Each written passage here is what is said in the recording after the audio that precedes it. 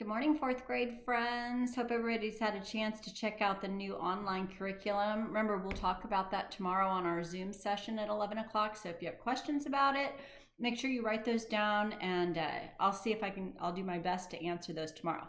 So right now, let's get back to Pablo and Birdie. Remember, we're in the middle of chapter 34.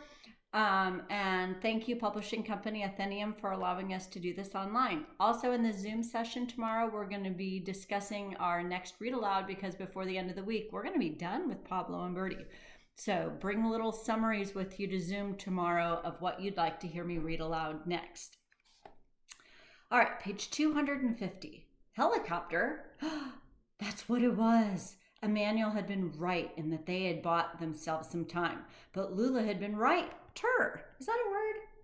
Can authors use words that are kind of make-believe when they write? Yeah. So, writer. There was only one person who would be crazy enough, or greedy enough, was a better term, to board a helicopter bound for Isla in the crosswinds of the winds of change.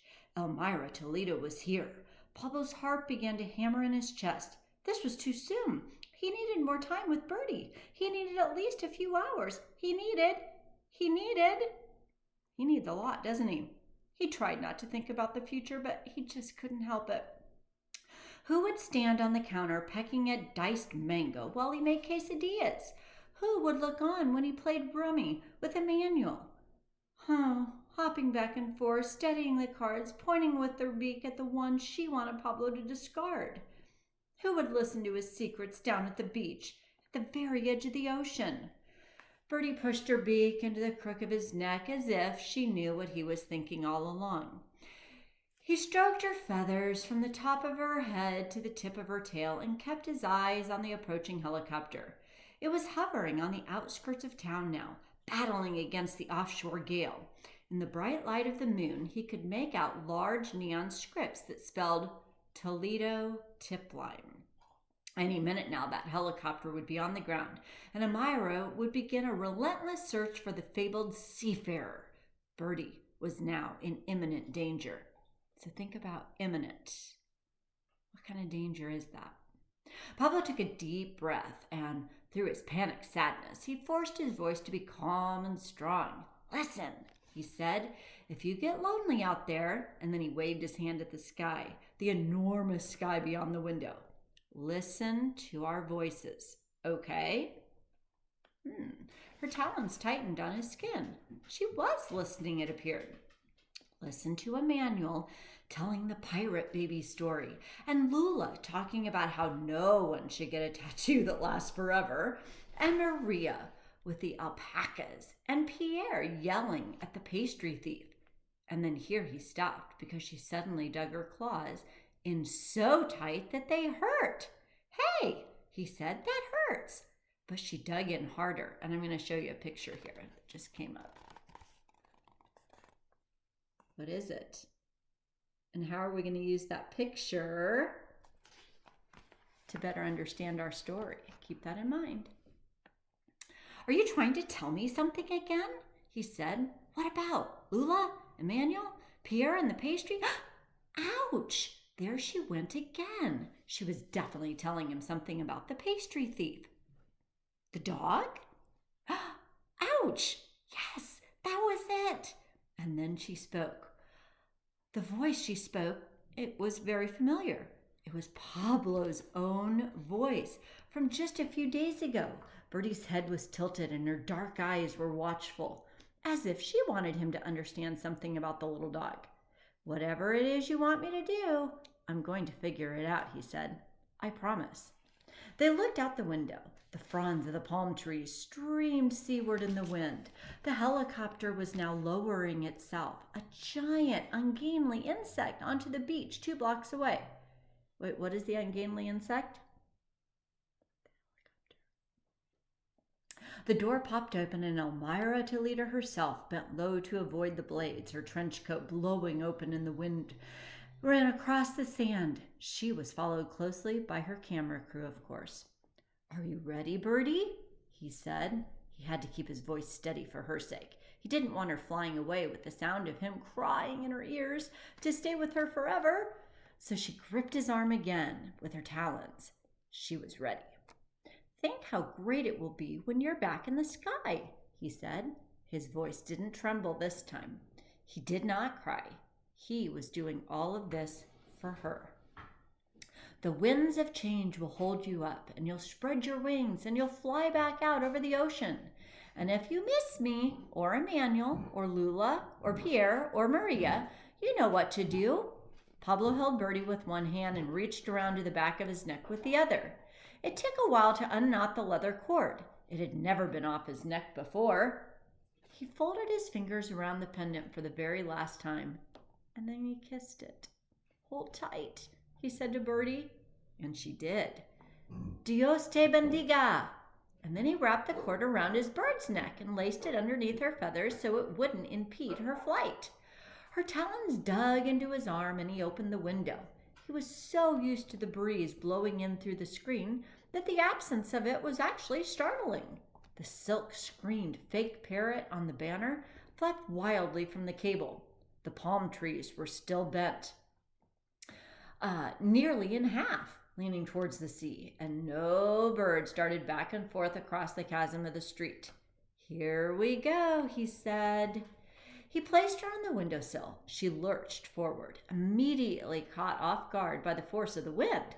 Pablo's arms shot out, and he grabbed her up just in time. His heart hammered in his chest. This was not going to work. Or was it? She just didn't have enough room to spread her wings and to catch the wind. Not when she hadn't flown in so long. Maybe she wouldn't remember how, and she would just fall straight to the street below. What do you guys think? Will she fly? Another picture.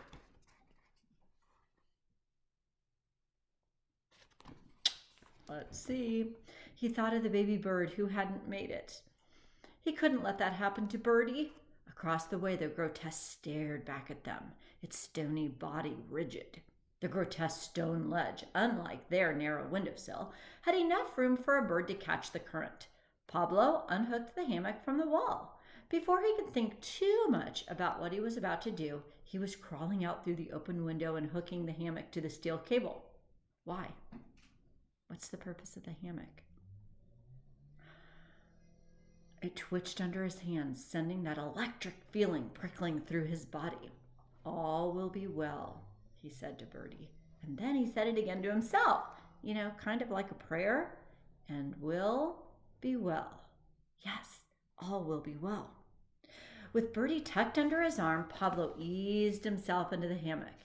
"Be brave," he told himself. "Don't think about it." And then he folded the mesh up tight around the two of them. He looked down, but only for a second. It was far too far to the street below. He looked up instead. The moon shone steady despite the rushing wind, and that gave him strength. Again, "All will be well," he told himself. All will be well. Do you think those words are all in italics? Bertie settled into his arms, there in the hammock in the sky.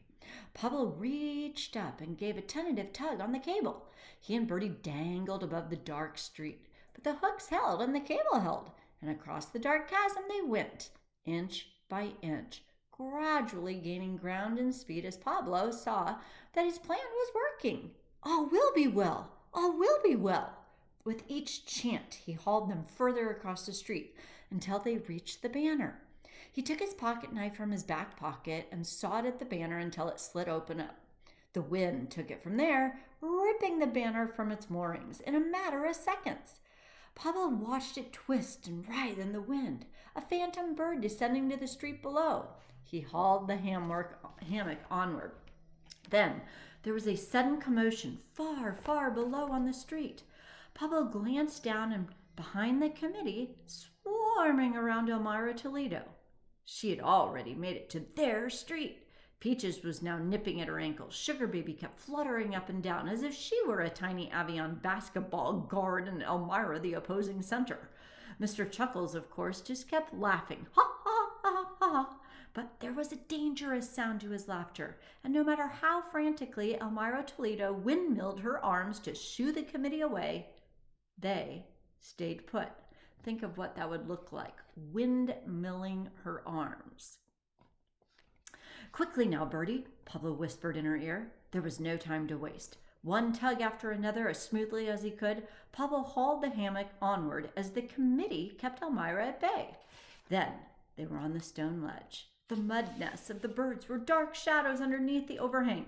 Directly above the giant hook that held the steel cable tight across the street, the grotesque talons protruded. We made it, Bertie! We're here! She knew what to do. She was already crawling out of the hammock, talons hooking themselves into the mesh while she balanced with her wings. She couldn't make it over the overhang, though, and Pablo reached his arm out to help. Step up, he said, but the wind whipped his words away.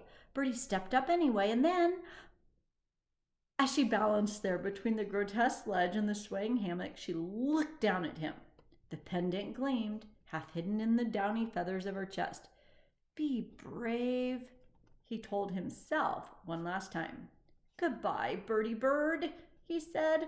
All will be well, and Pablo loves you. She swayed on the grotesque clawed foot, balanced on the very edge of the ledge, and lifted her wings slightly from the sides. She leaned forward, and he knew she was trying to catch the wind just right so that it would lift beneath her and sail her out across the buildings, past the bent double palm trees and over the ocean. Beyond the far edge of the town, the sea shone in fractured bits of light. Bertie leaned farther and farther again, and then she spread her wings wide and let the wind take her. I know if we were in class right now, you guys would be screaming, right?